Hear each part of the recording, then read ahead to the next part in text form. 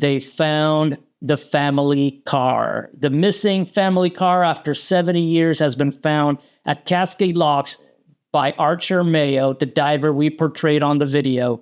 J.B. Fisher is here. J.B., is the case solved? Not really, if I'm being honest. Oh.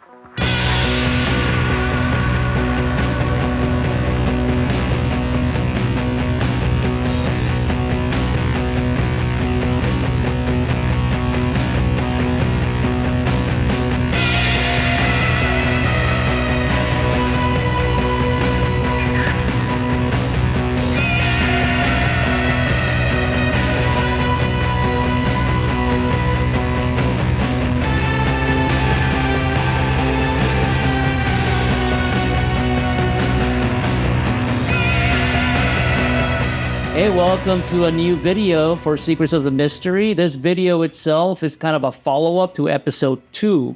Secrets of the Mystery, episode 2, The Family That Vanished in the Columbia River Gorge. If you haven't seen that video, please do so to have more of an understanding on this case, because this case is actually very complex. There was big news that happened about a month ago. We got an inside scoop that the car was found at Cascade Locks by Archer Mayo, who we portrayed in the video. Yeah. So that morning, Archer texted you. Yeah, he just said big news, big day. And so I kind of got a sense of what it was because I knew that he had been pretty confident that he was going to find it. And then when he said that, I asked him if he was out there. He said he was heading there. Yeah. And that's when I contacted you because then we knew we had to get out there too. Luckily, I had the day off and we grabbed the camera and headed out there. It was a beautiful day, sunny day. And we got there. The law enforcement had blocked off the scene. Mm-hmm. We were lucky enough to get let into the press area.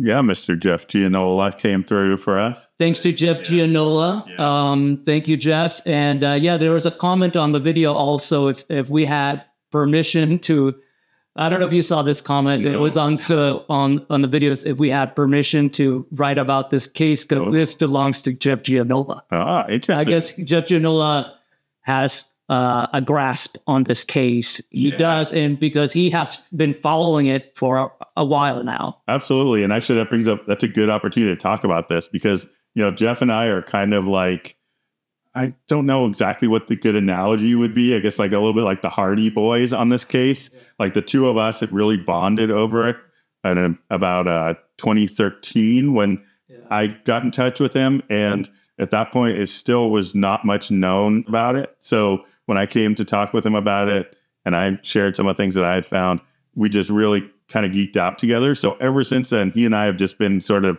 partnering on this in a number of ways. So it's been a really great opportunity for us to share our findings and to kind of various steps along the way, have some interesting experiences. One time we went to the Martin house with metal detectors together. And so he and I have we've kind of been like research buddies on this. So he's always cool with what I'm sharing on this, and I'm cool with what he's sharing. We really see eye to eye on this case. It's true. He's a hell of a guy and very generous, and much respect to him for just following this case for so long and being dedicated to it. So we get there. Archer Mayo was already there. He greeted us. He kind of explained what was going on. Yeah. He just kind of brought us up to speed a little bit. Yeah, because the tailgate's open, I can see the color of the car, and it says Ford-O-Matic on the back, and it had the crest of 1954 Ford, which is, so unusual. And then the hubcaps.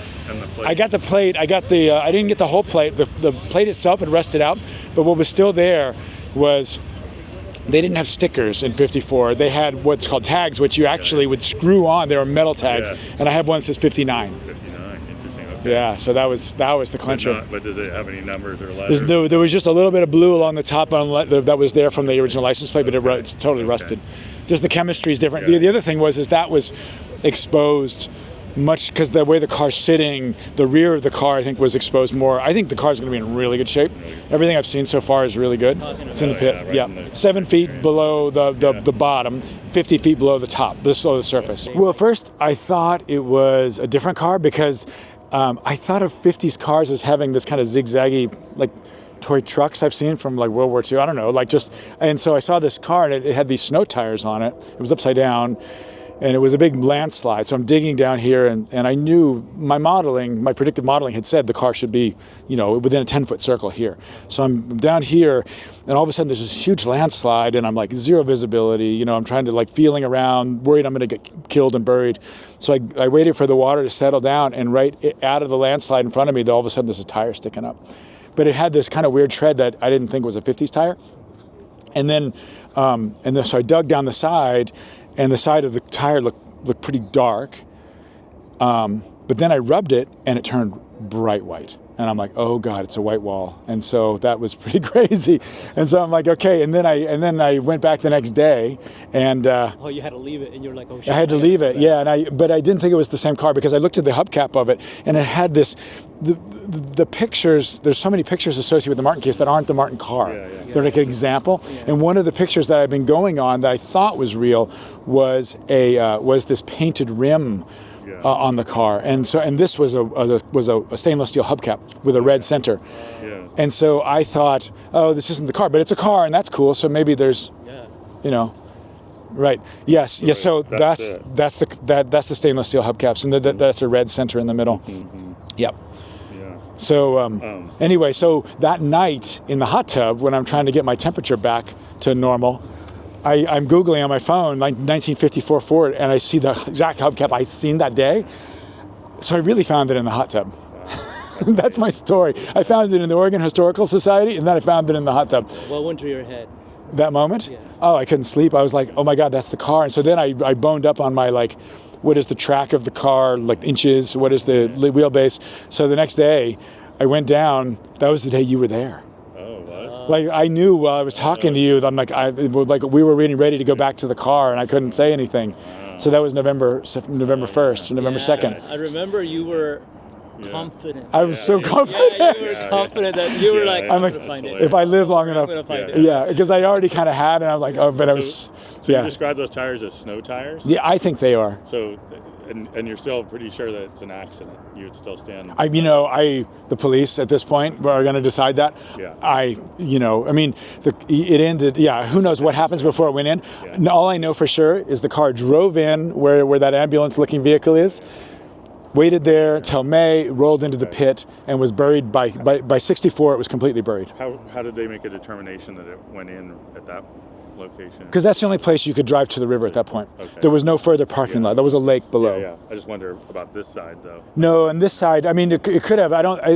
There's a slope on, because this, yeah. So this was the place for steamships to disembark at the bottom of these ramps.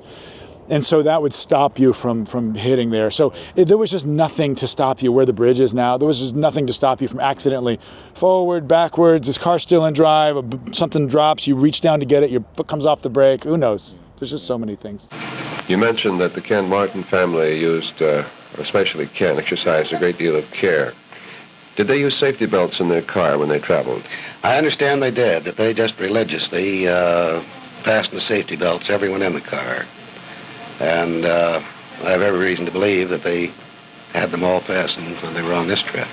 I think the biggest surprise is if somehow the seat belts are preserved and they're wearing their seat belts, and then I would say, okay, I'm willing to give that it's an accident. But other than that, because even with that, we have the issue of the daughters not wearing their seat belts. We know they weren't wearing their seat belts, and if that's the case, the parents would not have allowed anyone in that vehicle without seatbelts. I talked with all these neighbors and friends and others that said absolutely they would not start the car if people weren't wearing their seatbelts. Yeah, so there's just too many things that just don't add up. Yeah, it really are, because it's just, even if you just say, okay, it was a snowy day, which it wasn't really, it was slushy, and then maybe it was getting dark and he just wasn't paying attention.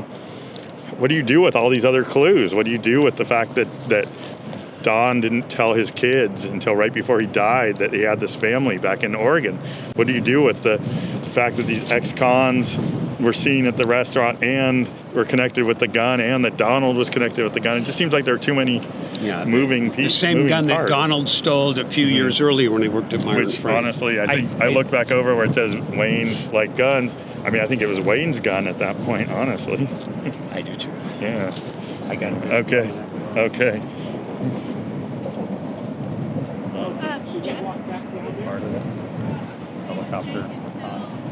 So it was found at Cascade Locks.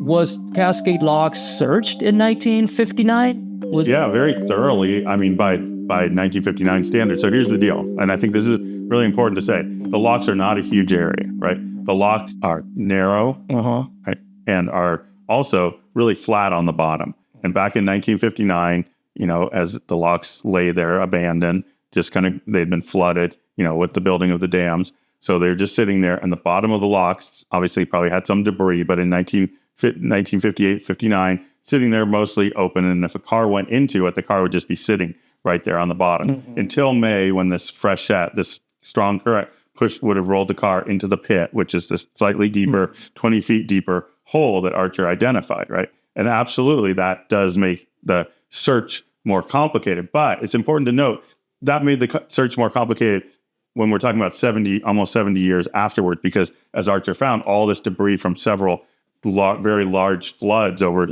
a number of decades covered up and filled in that pit. Layered after layered and filled in the pit where the car would have been sitting. However, in 1958, 59, when a number of search boats with metal detectors went back and forth across this narrow channel, whatever huge hunking, few thousand pounds of metal sitting there on the bottom would register on a 1950s metal detector, right? We're not talking about super advanced technology for that to happen. I mean, we're talking about the 1950s when all kinds of industry and technology was being innovated. Sure, it wasn't AI or, touch screens, but it was all kinds of advanced things that, for instance, could find minerals and extract things out of the ground. I mean, it was the 50s, right? Magnet fishing was a thing. Yeah, the magnet fishing. No, so there is technology. And sure, they could have missed it. Archer could be right that they just kept going over it and they were not knowing where to look. But what I think is compelling here is another question, which is, if the car was just sitting right there, and even if it was in the pit, it only meant it was 20 feet deeper. It wasn't covered with anything other than maybe just a little bit of debris at that point, a few months. If it wasn't an accident, you'd wonder, why would they not have found it? Now, Archer is somebody who focused on Cascade Locks. He believes that it was an accident. Accidents happen, especially around rivers. Absolutely. And especially that spot. I mean, it is so prone to just accidentally driving in. It doesn't have any guardrail. It never did. Pretty much you're just dealing with a drop-off ledge. And it's always a parking spot. And it's been like that for a while. Yeah, it's been that since the Martin. Since the time of the Martin case, there's pictures of fishermen fishing right off this just platform. Absolutely. So the idea that you're sitting there, getting toward dusk, you're tired, you're ready to go home, you're shifting this big hunking car into reverse, you're, accidentally in neutral and you roll, or you accidentally get... The whole family's in the car, the whole family rolls into the river accidentally. They're wearing seatbelts. The family was known to wear seatbelts. Yeah, and that's always been a sticking point, is that, okay, if they were wearing seatbelts, the fact that the two youngest daughters came out of the car in May of 1959 and floated up and were seen by fishermen in the locks, and right after that, in early May 1959, their bodies were recovered. To me, it was always a sticking point for the accident, because it was like, if they were floating out of the car, they weren't wearing their seatbelts, so they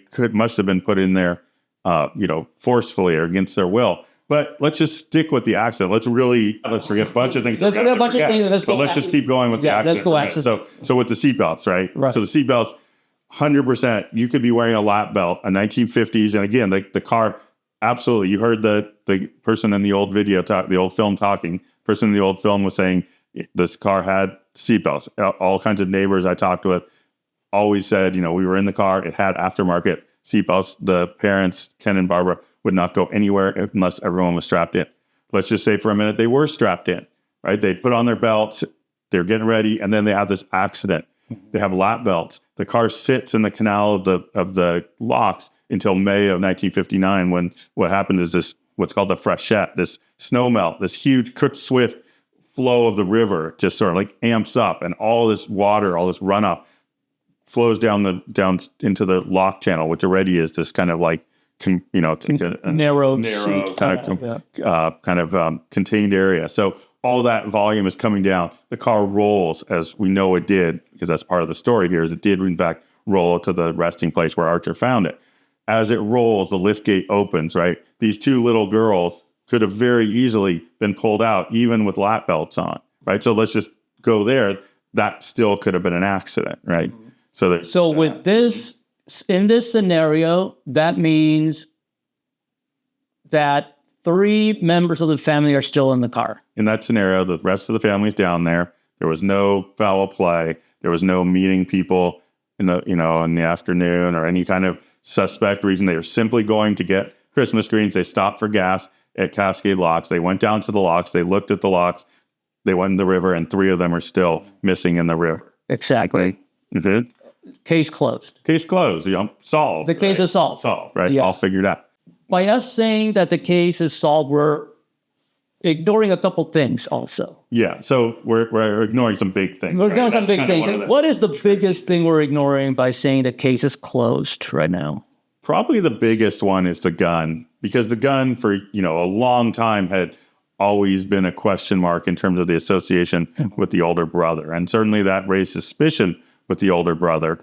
But it's important to point out that at the time of the case, there actually wasn't much suspicion about it. That gun wasn't really public information, at least in terms of its connection to the brother. So for me, I think the biggest thing that what the gun does is 2 things. First of all, it helps us understand what Detective Graven was actually following that was right on the case, which was he actually, in the days right after the family went missing, had determined that this gun had been stolen from this department store in Portland. He had gone and spoken with the manager and learned that this gun had been stolen and was missing, and was part of with the older brother working at the store. So Donald Martin, the older brother who was in the East Coast, stole a gun from a department store while he was working there in the Portland department store. Yeah. This is the gun that was found near Cascade Locks. Well, and at that point, when Graven went and met in December, he didn't know that yet. So later on, when he learned a couple months later that a civilian had found this same gun over in Cascade Locks,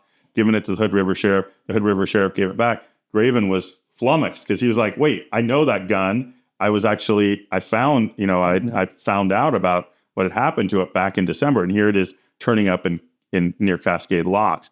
Now, this gun is also connected to one of the ex-cons that was seen at the diner in Hood River where the family ate their last meal. That's right. So there was this bar. This is another thing we're bypassing with the accident scenario. So these ex-cons, they abandoned this car. They were never pursued. That's a big piece of it, was that they were never pursued. So that kind of leads the question, even though they were covered in the newspapers. So why didn't police just simply pursue them, get them, close the book on any of their involvement? Instead, that they sort of get left behind in weird ways where there's conflicting information about whether they were involved or not. And in police reports and other places, including Graven's own journal, notebooks, it made clear that they had been involved. So those pieces of it, again, are hard to drop. And I think a lot of this too, Tony, goes back to this question of motive.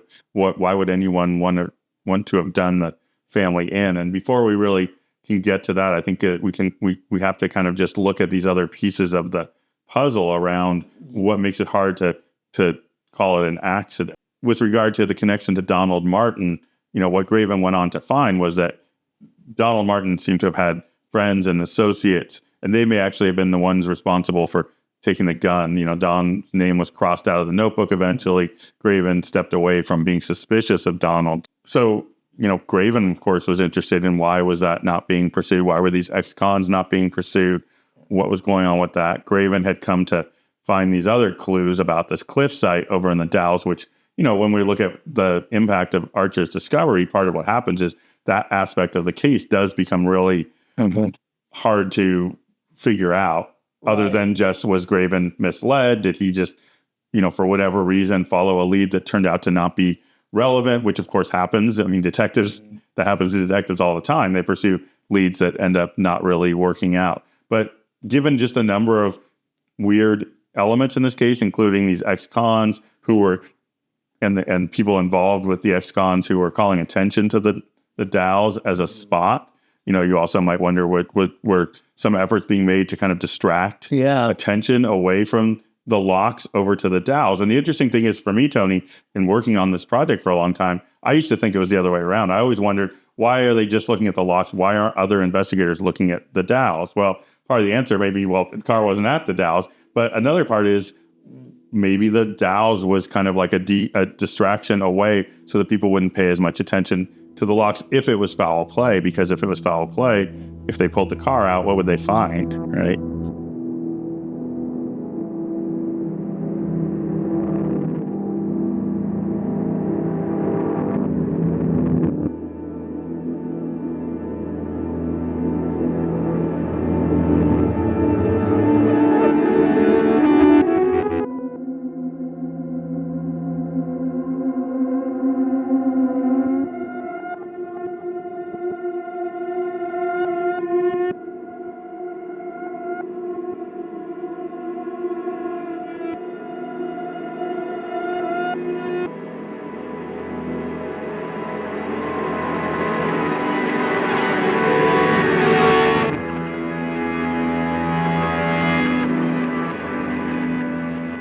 We feel that foul play must be indicated.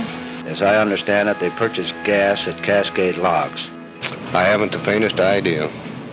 It's a mystery to all of us here. And possibly, since he was in Cascade Locks area, that he should be up in there in the Columbia River someplace. We just don't know. All we do is just keep looking, trying. When they say they went up the highway, what does that mean? To me, that would mean Highway 30 up the river. It could to them have meant some other road.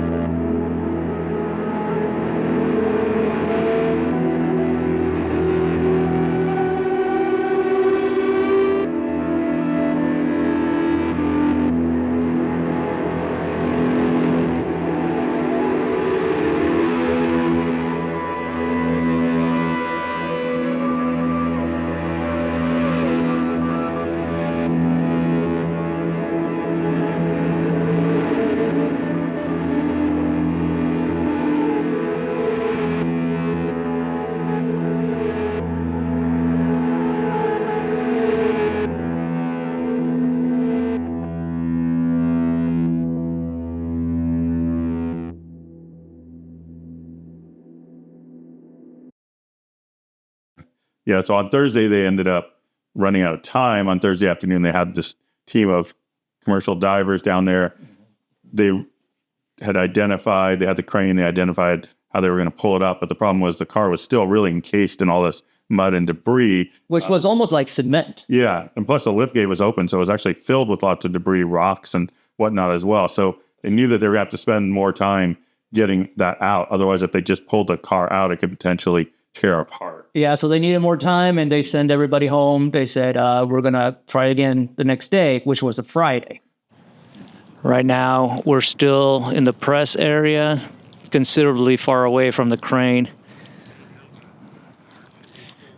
We got some people looking at a live broadcast right now via laptop. Or are they hitting too much resistance?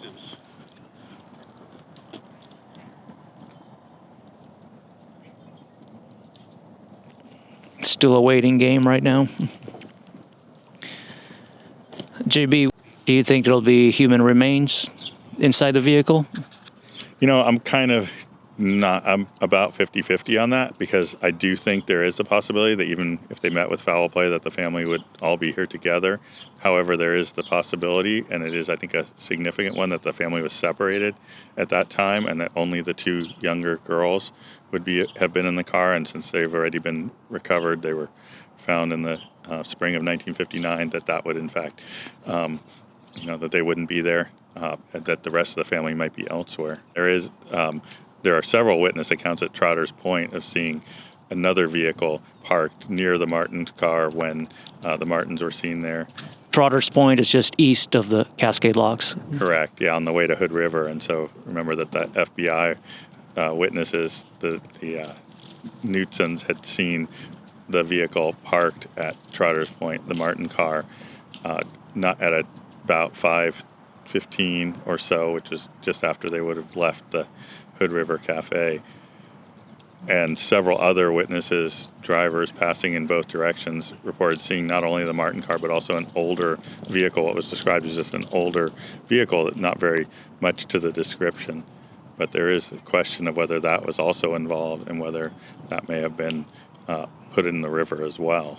If a second vehicle was put in the river, that one might be at the Dalles, and that might have actually been the trail that Graven was following. What's going through your mind right now, JB? All these years of research, work, your book, what's going through your mind right now? Well, right now, I think it's just the fact that the river just is not giving this up easily, and that to me is kind of the way this whole case has been. At every turn, there's been something from divers almost dying, trying to search in 1959, to dives operations being foiled, or just, called off, to lots of situations where it seems like there might be a clear lead to follow, but it turns out it's not really anything.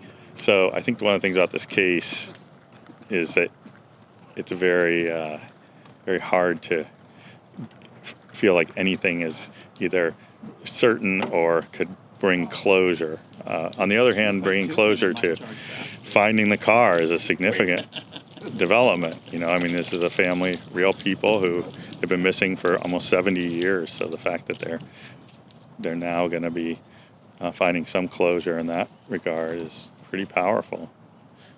It'd definitely be interesting to see what exactly comes out. At the moment, it's still a question of whether there's so much debris in the vehicle that it might end up pulling some of the car apart so that not all of it comes up together. It'll be really great if they can get the whole thing up at once. Then they can probably look into things like, was it in neutral at the time? Was there any evidence of any kind of collision? For instance, one theory is that the car was hit from behind by another vehicle, so that could be determined. Yeah. Cascade Locks still possible. This is foul play territory, right? Yeah, absolutely. It's not a case that it's going to just be easy to settle as an accident, because you just have so many variables here. You have all of these clues that are connected with the case: this gun, these ex-cons, this abandoned car, and even if you were to say that they were all a distraction, that would still be a distraction from some other kind of foul play.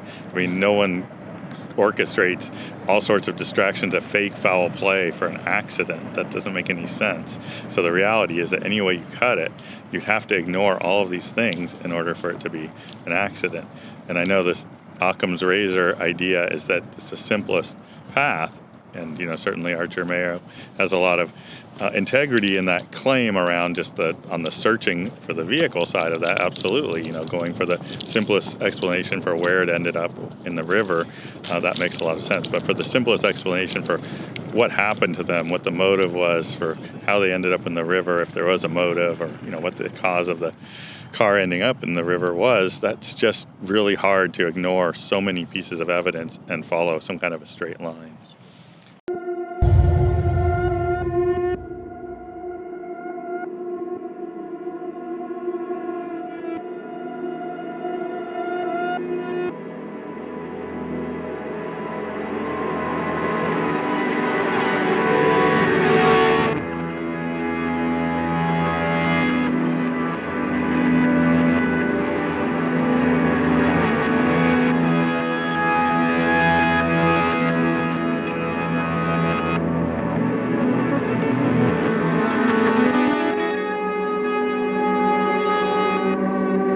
And then they actually extracted the vehicle. But what happened when they extracted it? Well, I guess they hadn't dug it out enough, because the vehicle was upside down. So they had the crane attached to the bottom, the undercarriage of the vehicle. And when they lifted it up, of course, there was still too much resistance, and the car was probably a little bit more corroded than was expected. And so the undercarriage actually pulled apart. So, of course, viewers at home watching on TV and bystanders there all saw a kind of underwhelming sight, which was that the whole 1954 Ford didn't come out, but rather just the wheels, hubcaps. The wheel axle and the hubcaps. Yeah, the undercarriage, I think part of, it's still not clear, but I think that part of the engine block came up. The front end broke off a little bit or came apart a little bit more. So it's still to be determined even whether the identifying numbers on that part of the vehicle were determined. That hasn't been released publicly as of now. But essentially, the rest of the car is still stuck down there. And they're not really going to go after the remains of the car? Is that what's going on?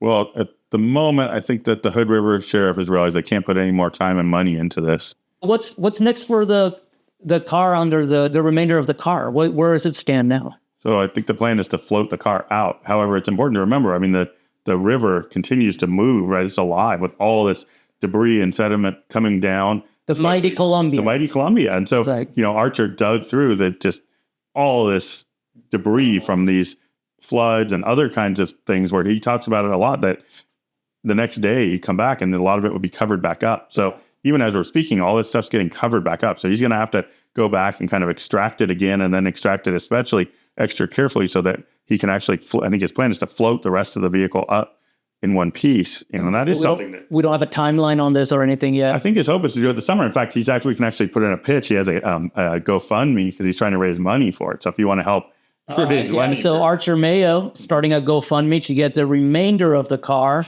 You can link to. I'll put a link. I'll put a link for the GoFundMe here. Help out. We want to get to the bottom of this. So does Archer Mayo. Let's talk about the two girls that were found in 1959. The two youngest girls that were found floating on the river. What was a lot of comments have asked about this. What was the official autopsy result of the two bodies? So the cause of death in both cases was drowning. As I talk about in my book, drowning is a very difficult cause to isolate because everything else has to be ruled out and essentially disproven first. Okay. So one of the things about the girl's story that was always really compelling is that the autopsy reports suggest, and the description of the photographs that were taken in the coroner's office by the deputy sheriff suggests that both Virginia and Susan have a hole on their head, kind of behind their ear. And so that's both of them? Both of them on the left side behind their ear. This is in the autopsy report. Mm-hmm. So, and the description of the photographs, there's like photograph of the head from left with hole on side of head. And that's obviously always been a kind of an eye opener. Like, whoa, what's going on with that? So most basic kind of explanation, lots of deterioration happens in cold water. And when there's all sorts of, wildlife out there that might be doing what it does to decompose bodies. So there is a potential for that to just be simple explanation. However, for both of them to have that in the same spot, same spot, and the fact that the deputy sheriff who photographed told reporters years later that he was convinced that that's what he was seeing there was something troubling, like some sort of a gunshot wound or some kind of an injury. So part of the question, the kind of enduring question is, were they met with some kind of violence? And another thing that's interesting is that the autopsy report also detailed that both girls were found barefoot. And, again, it could be that the swift current pulled their shoes off and their socks off, but that's pretty unlikely, especially with wet socks. And the bottom line is if you're in a captivity situation, someone's being held against their will, very often we've seen that kind of pattern of taking shoes off so people can't run. Then run away fast, yeah. Yeah, so I mean, that's just another piece of this. Why were they found? In that report, it confirmed that they ate their last meal in Hood River at the diner where the ex-cons were. Yeah, it said that they had eaten potato, fried potato, hamburger, which is exactly what the waitress said they ordered. How long between the eating and then the two girls dying? Yeah, the coroner said it was within 2 hours. Within 2 hours. So that's another thing about the accident, which is, I think, really important, is potentially if we say, okay, so there's this scenario where they eat in Hood River and then they drive about 30 minutes back to Cascade Locks. How far is Hood River from Cascade Locks? It's about 30 minutes. 30 minutes. Yeah, so they get back to Cascade Locks, they go down and they look at the river right? They've eaten a meal, and then they go into the river and meet their death. 2 hours is a long time. That leaves a gap of about an hour and a half to that scenario. And the bottom line is the parents, Ken and Barbara, would not be just hanging out after dusk in Cascade Locks. Along with the seatbelt thing, they were also very well known for not liking to drive at night, not being interested in, being out there past dark to just sort of sightsee, which obviously if you're down there at the locks, why would you? It was December. It's getting dark around 4. Yeah. You also have, by the way, this report that comes out in 1961 from the Bend Bulletin newspaper over in Bend, Oregon, in Central Oregon, that talks about how a witness came forward years later to say that he had heard screaming coming from down by the lock. That's true. This is not in the video because this was actually something that you dug up after the video was made, which has it's a newspaper from Bend, the Bend Bulletin in 1961. Correct. And it states that a night witness came forward stating that he had heard screams that day. He'd been out just beyond the locks by the train tracks there. When you come down the locks, you go under the train tracks. His car had been parked not far from there. He had heard screams coming from the parking area around the locks. He went to investigate, and there was nothing there.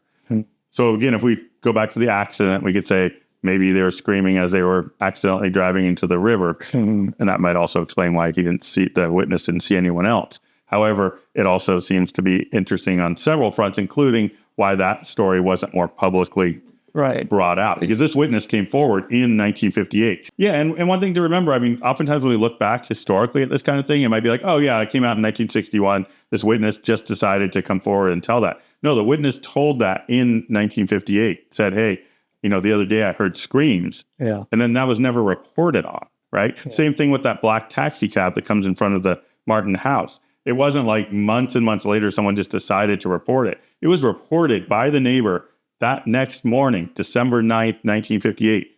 She said to Charlotte Dorsey, check with the police about this. There was a weird cab in front of the Martin's house. I saw this guy slump down. The driver slumped down like he didn't want to be seen while he was waiting out there for about half an hour.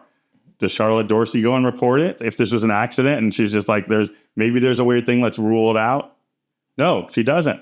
Months later, that neighbor checks in again. Hey, did you ever check about the black cab? Oh, no, I guess I should do that. Then it becomes news months later. So it's another place where in this case, we have to just not jump the gun on this idea that like, oh, there's a trajectory that everyone, newspaper reporters, police investigators, they all just know what to do and they're just rolling things out as they come. No, when you actually go in and investigate this yourself years and years later, you can see the way that sometimes these things happen where it's like, wait, yeah, why didn't they cover this at the time when this witness was coming forward? Or why didn't, when Graven went and talked with the manager of the store about the gun, why didn't other law enforcement come in on that too? And you could say, okay, let's just to play devil's advocate, you could say, it's Christmas time. The last thing all these newspapers want to do is call attention to like something suspicious or sensationalized around foul play right around the holidays. But they already did that. They actually were covering a lot of that anyway. And then the things that you really wonder about, like why didn't that stuff get in the news at the time? They didn't cover those things, like the cab, like the screams at the locks. So again, I think those are all places where, yes, you could say Occam's razor is the simplest path. And I've said this a few times and I'll say it again. Yes, it is the simplest path, but it's the simplest path with evidence. It means that you're using all the evidence and you're making sure that it all coheres to that path. So when you have all these other things that you are trying to get onto that path about, say, like an accident, and they don't fit on that path, then that's not Occam's razor. That's not the direct straight path. That's trying to force things into it that don't actually fit, or leaving things out that don't fit, saying, well, we're not going to pay attention to them because they don't actually fit what we're trying to do. So we're just going to pretend they don't exist. JB, let's talk about the fisherman at Cascade Locks. Yeah. So one of the things about Archer's story, I think is really important. And I think honestly, we didn't really bring this into our video as much, and it didn't quite convey why Archer was set on the locks. But a big piece of that is that in May of 1959, we have this fisherman and his wife down at the locks early one morning, Saturday morning, to do some fishing. He gets out of the car. He walks down the lock channel along the parking area. He sees two bodies floating along the river there, two relatively small bodies. in clothing that ends up fitting the description of the two girls. Within 2 days, their bodies are both recovered over at the Camas Slough and at the Bonneville Dam. So this fisherman saw the bodies floating through the locks. And one of the things about Graven's theory about the cliff site out at the Dalles, 60 miles to the east, would be that for that fisherman to see the bodies floating through the locks would have been an incredible couple of things that would have had to happen. First of all, those two bodies would have had to float together for about 60 miles down this huge, powerful river, which is very unlikely. And they'd have to make it into this narrow lock channel over on the south side of the river. So it's almost like hitting kind of like a target or a bullseye. The rest of the river is really wide, and so they're potentially floating right down it if they were coming that distance. And then they'd suddenly make it over all the way over to the side and come down the lock channel. It makes a lot more sense that the bodies that the fishermen saw that morning had just recently been disturbed by this freshet, this strong current that was flowing through the winter, from the winter snowmelt down through this channel, rolls the car. The car goes into this pit, 20 feet down. And as it's rolling, the lift gate opens up, the girls' bodies come out. So that definitely fits. But one thing I think that is important also to note is that investigators knew about the locks at the time of the investigation in the 1950s, in 1958, 59. This was like pretty much the number one place that investigators thought the family would have ended up. Why? Because it's one of the only places on the whole stretch of the Columbia River Highway there where you could that easily drive into the river. So that all along was pretty much the place they looked. And they did search it really extensively at that time. Mm-hmm. So the idea that somehow until the fisherman came forward in May of 1959, that no one would have thought of the locks, that wasn't really true because they were already searching the locks even before he witnessed those bodies come through it. And then certainly after that, they continued to attempt to search the locks. Now, again, they didn't have the equipment that we have. So they had rudimentary metal detectors, some sonar. They did attempt divers. It's super low visibility. They had super weak lights. The locks was searched. The locks was searched. And definitely, as Archer says, they very easily could have missed it, especially as divers. Like, there's no doubt that the divers weren't looking in the right place because they wouldn't have gotten down to the pit where if the car was there at that point. But again, it wasn't until May that the car went into the pit, we know. And before that, it was just sitting right there in the lock channel in about 45, 50 feet of water. Divers could have found that. But certainly, even if they didn't see it there, metal detectors going through that narrow channel back and forth in a boat would have hit on a huge hunkin' station wagon. It would have registered. And I mean, I think it's important to point out that just a few weeks ago when I was talking with my friend Dan Portwood, and Dan knew Susan Martin, the youngest girl. They went to school together. Uh-huh. Dan worked for a long time as a Dallas police officer, actually investigating the Martin case. Mm-hmm. And when he heard about the car being found in the locks, his first response was, it does raise the question of why they didn't find it in 1959. And what he meant by that was partly, yes, maybe they, didn't find it because they missed it. But it's also the question, what about the idea that maybe they didn't want to find it in 1959? And with this case, that really is on the table. That's not me being some kind of like internet conspiracy theorist. Right. The number of other factors that would lead me to, and others, including a retired Dallas police officer, to say, maybe they didn't want to find it in 1959.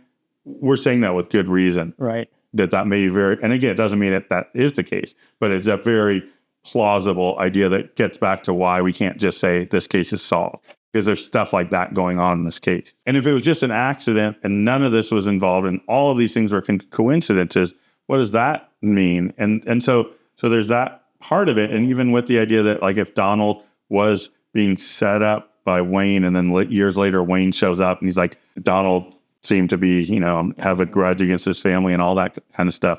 But why should we suspect Wayne, Tony?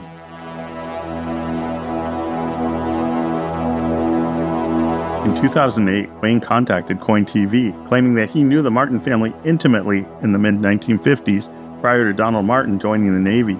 He insisted the family's disappearance couldn't have been an accident, even speculating about hired killers. He later chillingly told law enforcement that the girls were making too much noise, whatever that meant. Wayne also revealed that Donald was gay and, quote, introduced me to the gay lifestyle. Detective Graven noted Wayne was also gay, and he had been trying to locate him for years. Despite their past, both Wayne and Donald later married women and had families, with Wayne marrying in the spring of 1959. In his notebook, Detective Graven wrote, "Had to be planned by Donald, only one with motive." He then scratched out Donald's name and wrote, "Had to be a friend whom Ken Martin had found out about and was going to expose. Therefore had to be a married man or one about to be married."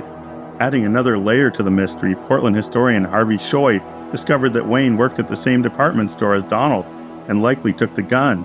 This fits with Don's words to Detective Graven when they met in June 1959, when he said Wayne liked guns when asked about it.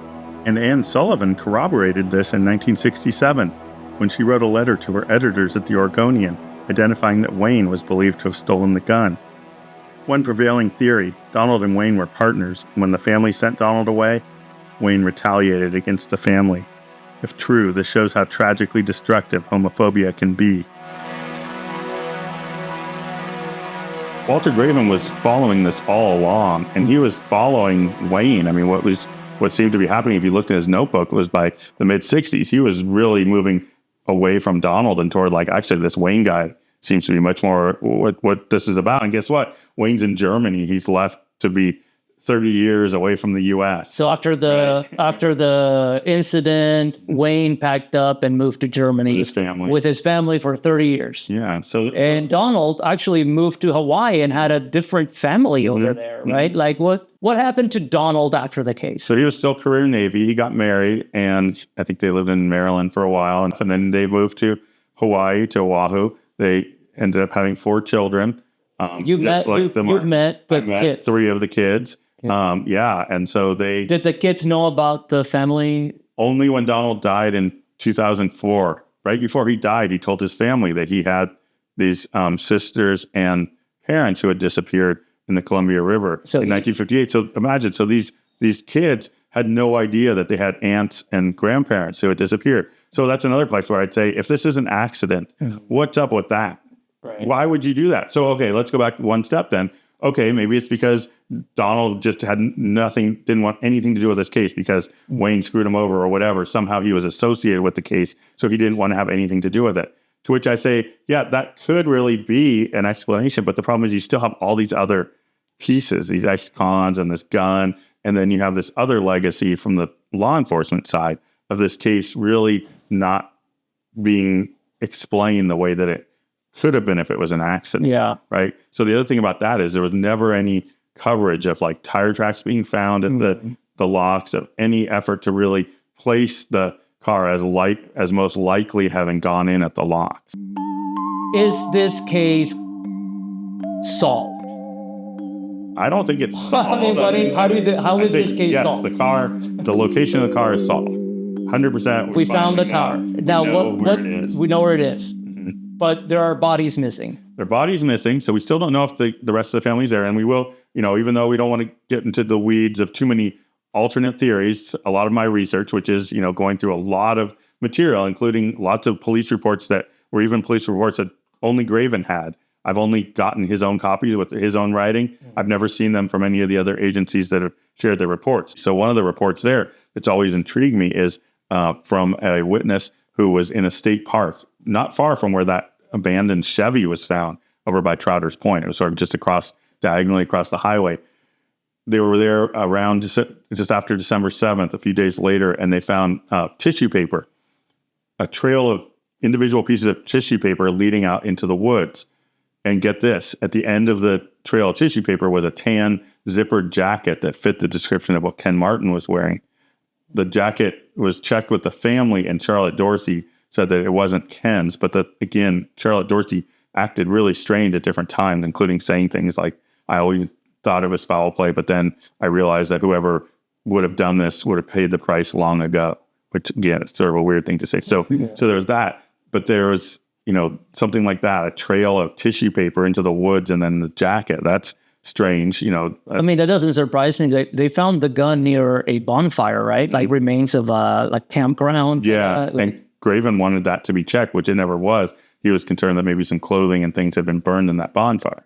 And all this is in the vicinity of Cascade Locks. Oh, right in the vicinity. Miles, a few miles away. And then another witness, that's night of December 7th, 1958, while driving on the highway east of Cascade Locks, east of Hood River, heading away from the Dalles toward Dallasport, Washington, which is where that Clifford Bennett was Clifford Slim Bennett with his brothel.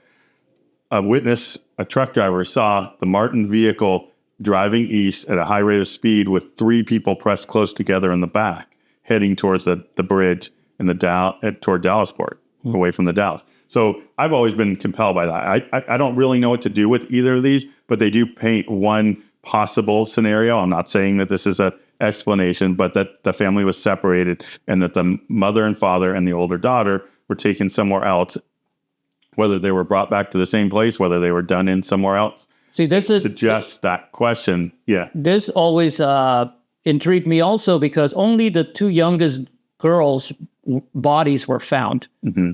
And the 3 other members of the family remain missing to this date. Yeah. Like, were human remains found at Cascade Locks? Like, we don't know. We don't know. I mean, they may so the cabin of the car is still down there, potentially intact. It's not clear, though, whether it's actually intact, whether there are other things that may have been scattered around when the bottom of the car, the undercarriage was pulled up. It potentially could have released things that are now sort of long gone, or, distributed or shifted to other places. So that's something that is still to be determined, but it certainly does continue to raise that question. If the bodies are found, let's just say for a moment, 3 bodies or skeletal remains of 3 bodies are found, no sign of any kind of foul play. We could potentially say, okay, we're not grabbing at straws. We're not trying to make a murder of an accident, as Graven had said. We're just working with what's given. We could probably at that point say, okay, that looks like we can call this case solved. However, if we don't find bones, or if there's something suggesting some kind of concern, like for instance, bullet hole in at least one of the skulls or something like that, then that would obviously raise red flags about what else should explain the family's demise. So they extracted the vehicle. Part of it came out. That was taken to a lab. Where do we stand now with the car in the river? Well, I think it's just a big question mark as far as what's still yet to be pulled out, but even what's been determined about the part that was pulled out. I think that the law enforcement, Hood River Sheriff and other officials have been rightfully pretty reluctant to make a big deal about this case again, because obviously they sort of got really, there was a lot of excitement and it didn't quite pan out the way that I think people were expecting, certainly not around resolution. So I think they're pretty reluctant to make too many more big announcements at this point. But I think the big takeaway here is just, A, it's not solved. We can't call it solved. And B, it's just really hard to think about what the accident scenario would look like if we disregard these other parts of the mystery. And I think a piece of that too is really about the family, because I've spent a lot of time, Jeff Gianola, other researchers have spent a lot of time really coming to understand what factors were sort of swirling around, not so much in terms of suspicion or raising kind of concern about the family, but more just trying to understand what would explain what happened to the family. And at this point, with all the pieces that are there, including elements of police reports and other kinds of coverage, and again, what investigators and searchers have found over the years, it's really oversimplifying and just kind of writing it off to just say, no, it was an accident. Yeah.